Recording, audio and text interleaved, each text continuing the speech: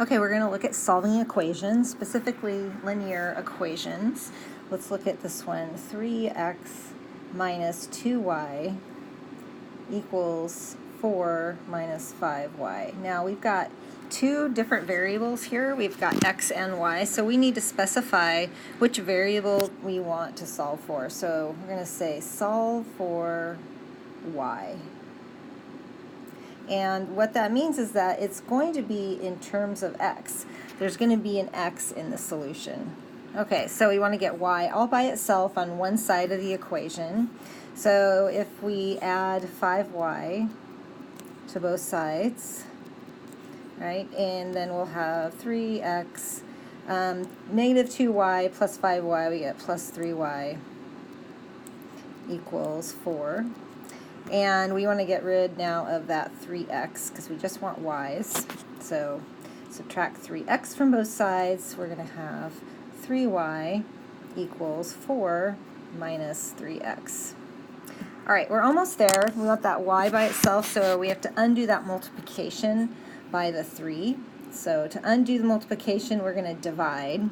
So if we divide the left side, we've got to divide the right side by 3. And that 3 is going to cancel and leave us with just y. And that y is equal to 4 minus 3x over 3. All right, now that's a correct solution. We could also split that numerator up and write it as 4/3 minus 3x over 3. And then those 3's cancel, and we end up with 4/3 minus x.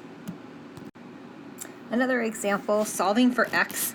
Now we only have one variable x, so we're going to be able to get a number for a solution.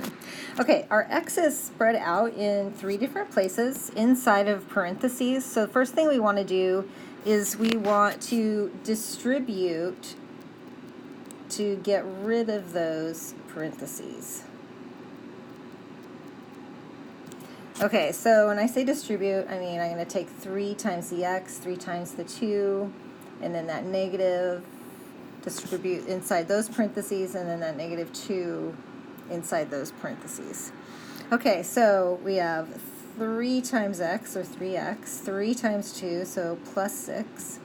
And then that negative gets applied to the x and the 5. So that's taking away those parentheses, we get negative x, negative 5.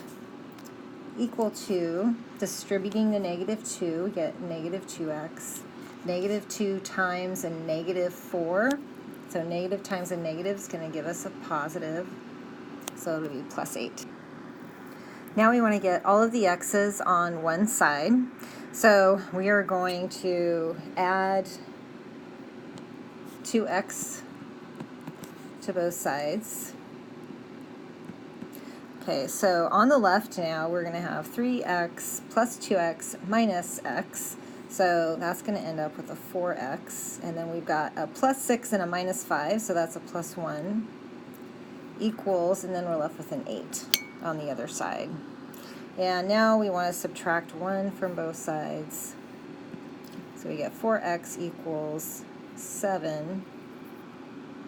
Divide both sides by that 4 to get the x by itself, and we end up with x equals 7/4.